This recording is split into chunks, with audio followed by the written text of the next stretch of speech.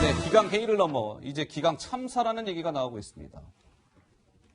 일본에는 총영사관이 9개가 자리하고 있습니다. 일본에는. 중요한 나라니까요. 지금 일본이 저렇게 우리를 괴롭히고 있지만 어쨌든 중요한 나라고 이웃 나라니까 총영사관이 9개가 있어요. 그중에 한 곳의 총영사가 자, 김민지 기자 좀 사고를 단단히 친 모양이네요.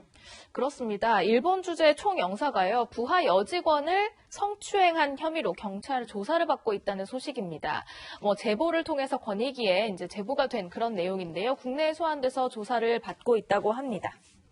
예. 자, 그런데 이것도 지금 충격적인데, 그렇죠, 김민지 기자? 네. 이것도 충격적이에요. 지금 한일 문제가 이 난리인데 총영사라는 분은 지금 자기 직원 성추행했다는 혐의로 경찰 지금 소환 조사 받고 있다는 거 아니겠습니까? 이 자체도 충격적인데 한 걸음 더 들어가 봅시다, 김민지 기자. 이런 일이, 비슷한 일이 지난해에도 또 있었다는 겁니다. 해당 총영사가 지난해 7월에도 성비위 관련해서 혐의를 받아서 조사를 받은 적이 있었는데 이때 제보한 사람이 요번에 피해자와 동일 인물이었고 그때 당시에는 피해자의 요구로 조사가 중단이 됐기 때문에 징계는 없었다고 합니다. 그렇습니까? 그러니까 이게 지난해 7월에 이미 똑같은 총영사가 똑같은 피해 여성한테 부적절한 행동을 해서 조사가 감사관실을 통해서 진행이 됐고 근데 당시에는 징계도 없이 그냥 끝났고 저 두 사람을 근데 같은 공간에 근무시켰고 그 이후에 지금 이번에 이 또 사고가 터진 거라는 거 아니겠습니까? 이거 있을 수 있는 일입니까? 서 변호사님? 강경화 장관이요. 네. 한마디로 이제 그 불관용의 원칙. 그래서 이제 원 스트라이크 아웃제. 한 번에 그 성추행이 있으면 불관용으로 이렇게 원 스트라이크 아웃 천명했거든요. 예. 근데 벌써 2년에 두 번에게 됐다는 게 문제고요. 예. 저는 이제 이게 한마디로 이제 외교부 기강이 총체력이 무너진 거예요. 아하. 옛날에 이디오피아 대사는 성폭행으로 이게 대법원에서 실형 1년이 됐습니다. 그리고 이제 베트남, 말레이시아 대사는 이게 해임이 됐죠. 그리고 이제 그 몽골 대사는 지금 중앙징계위원회 해부가 되어 있습니다. 도대체 이게 몇 번째입니까? 아하. 이런 식으로 이게 외교란 뭐냐? 외교는 이게 피 흘리지 않는 전쟁이고 전쟁은 이게 피를 흘리는 외교입니다. 예. 이 말이 이게 외교도 이게 피 흘리지 않는 전쟁이란 말이에요. 전쟁터에 나가 있는 최일선의 대사들이 지금 이게 벌써 이디오피아부터 베트남, 몽골, 말레이시아 몇 번째입니까? 아하. 정말 이게 기각이 총체로 무너지고 이번에야말로 이게 일벌백계를 하고 저는 이게 강경화 장관부터 먼저 이게 본인부터 책임지는 자꾸 이게 유체이탈 확보하지 말고 이게 필요하다 봐요. 예.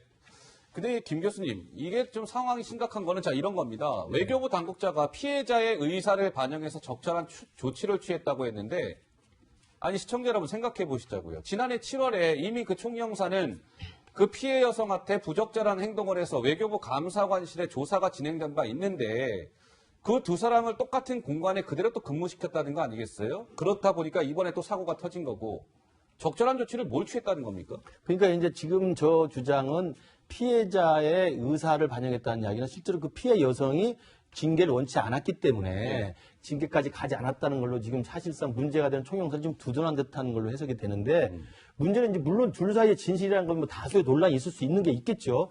그러나 그와 상관없이 동일한 인물에 대해서 동일한 총영사라는 사람이 똑같은 성비에 관련된 지금 징계에 회부돼서 지금 조사를 받고 있는 건데 그런 거라면 애교부에서 애초에 처음에 저런 일이 났을 때 피해자가 진술이 바뀌었어요. 피해자가 처벌을 원치 않아요.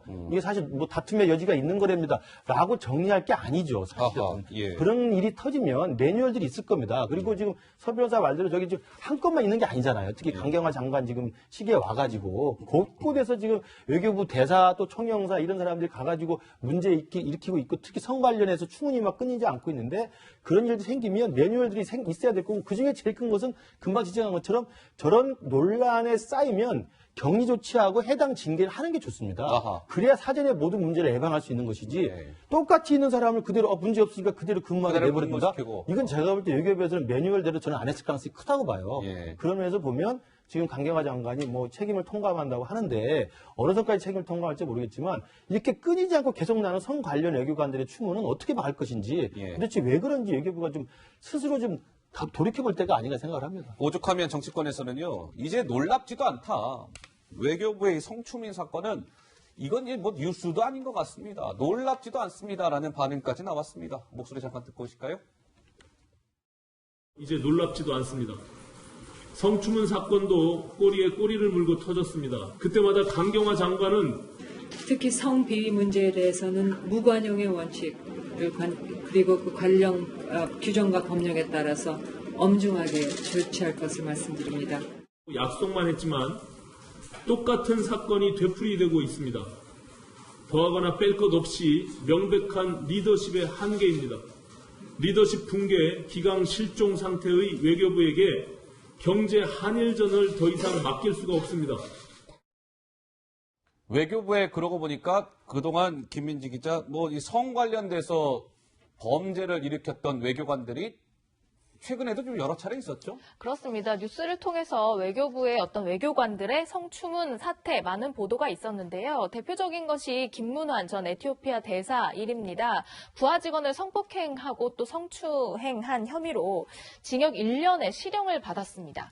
그리고 주 파키스탄 대사관에서 근무했던 외교관 같은 경우에도 부하 직원을 성추행했기 때문에 정직 3개월의 징계를 받은 적이 있었는데요. 좀 끊이지 않는 성추문 문제가 정말 정치권에서 문제가 크게 되고 있는 모양새입니다. 네, 뭐 오늘 제가 방송 전에 보니까 정의당에서도 논평을 냈더군요. 도대체 외교부는 언제까지 저렇게 강경화 장관은 반성문만 쓰실 겁니까? 이런 정의당의 논평도 나왔던데요. 박 의원님 이쯤 되면 뭐 강경화 장관 이게 뭐 리더십이나 이런 거에 문제가 좀 있다라고 봐야 되지 않을까요? 어떻습니까? 근데 이게 그동안에 외교부의 이런 문제들이 밖으로 알려지지 않고 그 안에서 은폐가 됐던 건지 아니면은 강경화 장관이 장관으로 취임한 이후에 유독 이런 기강회의 사고가 일어나는 건지 이걸 일단 우선 한번 따져봐야 될 것 같아요. 2017년도에 무관용 원칙을 천명하고 강력하게 조치하겠다고 했는데 강력하게 조치하겠다. 지금 일본 총영사 사건을 보면은 무관용 원칙도 강력한 조치도 하지 않은 것 같아요. 그러니까 예. 사건이 반복되는데도 불구하고 가해자 피해자 간의 격리조차 하지 않았죠. 이건 누가 봐도 좀 변명이 불가능한 그런 안이함 내지는 기강회의라고 볼 수 있을 것 같고요. 네. 아마 국회에서 오늘도 그 외교부 장관이 여러 가지 지적을 많이 받았을 텐데 그러면은 앞으로 이런 문제들에 대해서 다시는 재발이 안 되도록 어떤 조치를 취하겠다라는 걸 분명히 밝히고 또 그런 일이 발생한다면 책임을 져야죠. 예, 알겠습니다. 오늘 강경화 외교부 장관이 국회 외통위 상임위원회에 출석을 했습니다. 아까 김현철 장관도 출석을 했다라고 말씀을 드렸고요. 오늘 외교부 장관도 자 보시죠. 강경화 외교부 장관 김현철 장관과 악수하면서 이제 오늘 국회에 상임위원회에 출석한 모습을 잠깐 보셨는데요. 오늘 특히 야당 의원들로 하여금 강경화 외교부 장관이 집중 사실상의 난타를 당했습니다. 그 목소리 잠깐 듣고 오시죠. 지금 이게 보통 일이 아닙니다. 외교부가 거의 사고부, 참사부까지 이렇게 전락한 그런 상황까지 왔다면 장관이 이게 좀 결심을 해야 되는 거 아니에요? 네, 계속해서 이런 정말 불미스럽고 국민들에게 죄송한 사건들이 발생을 해서 장관으로서 정말 죄송하게 생각합니다. 하지만 외교부로서는 하여튼 이 사안이 접수가 되는 즉시 즉각적으로 철저하게 조사하고 사안의 경중에 맞게 또 징계도 하고 있습니다. 그동안에 외통위를 오래 있으면서 이렇게 사고가 많이 나고 소위 말해 어처구니 없는 일들이 많이 발생하는 경우는 처음 봤습니다. 이 장관이 좀 책임을 져야 된다고 저는 생각합니다. 네, 뭐 지금 뭐 여러 가지 얘기가 많이 나옵니다. 뭐 유기준 자유한국당 의원은 뭐 거의 이건 외교부가 아니라 사고보다 참사부로 전락했다.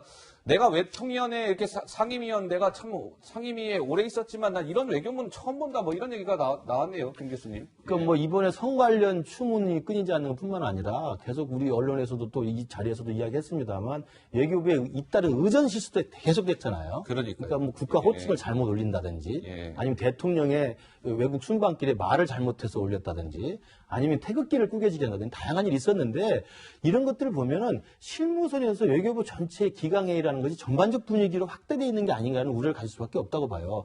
저는 이제 여러 가지 원인이 있겠지만 그리고 또 외교부 안에 자체에서 그걸 좀 평가해서 이유가 뭔지 따져봐야겠지만 밖에서 관전하고 있는 제 입장에서 보면 외교부가 너무 청와대 눈치를 보고 청와대의 그립에 잡혀가지고 본연의 외교의 역할을 못하니까 사실은 좀 일종의 이런 말을 좀 하면 어떨지 모르겠어요. 나사가 좀 풀려 있는 게 아닌가.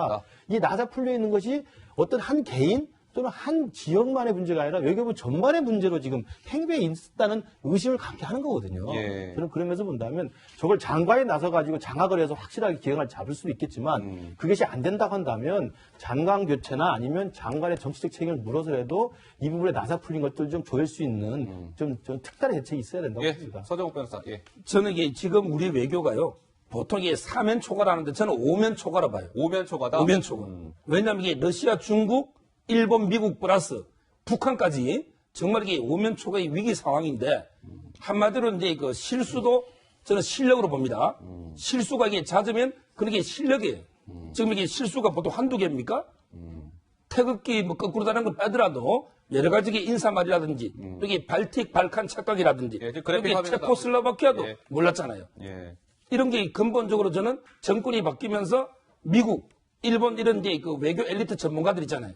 이분들이 좀 한직으로 물러나고 좀 이게 외교관들이 이게 세력 교체가 되면서 우리 이게 실력이 드러난 게 아닌가. 이렇게 보고 정말 이게 전체적으로 장관이 저는 책임지고 이것까지 이게 책임 안 지면 누가 책임집니까? 자국의 밑에 사람만 책임 묻는 게 아니고 예. 옛날에 읍참마소갈 때 제갈 공명도 자기 계급을 이게 3단계 강등시켰어요. 아하. 따라서 이게 저는 장관이 책임질 자세가 필요하다 봅니다. 예. 박 의원님 어떻습니까? 뭐 우리 소위 정의당의 데스노트라고 하잖아요. 정의당 데스노트에 오르면 뭐 그냥 100%입니다. 이쯤 되면 강경화 어떻습니까? 장관을 처음에 임명할 때 여성으로서 비고시 출신의 비직업 외교관 출신의 어떻게 보면은 우리 외교에 새로운 좀 바람을 불러오지 않겠냐 이런 기대감이 있었는데 예. 사실 그런 새로운 바람은 별로 우리가 지금 확인을 못하고 있고 그동안의 외교부에서 잘 보이지 않았던 잦은 실수와 또 여러 가지 기강회의 이런 문제들만 나타나고 있어서 예. 장관의 부처 장악력, 리더십 혹은 더 나아가서 외교부 장관으로서의 능력 이런 데 대해서 국민들의 우려가 있는 거죠. 저는 대통령께서도 고심이 깊을 것 같아요. 어허. 이 강경화 장관을 계속 가져가야 될지 예. 아니면은 뭐 이런 지적을 받아서 교체해야 될지 아마 조만간에 8월 달에 개각이 있으니까 예. 그때 이제 뭐 어떤 결정을 하실지 좀 지켜봐야 될 것 같습니다. 데스노트에 이름 올라가는 겁니까? 데스노트는 보통 인사청문회 전에 내죠. 알겠습니다.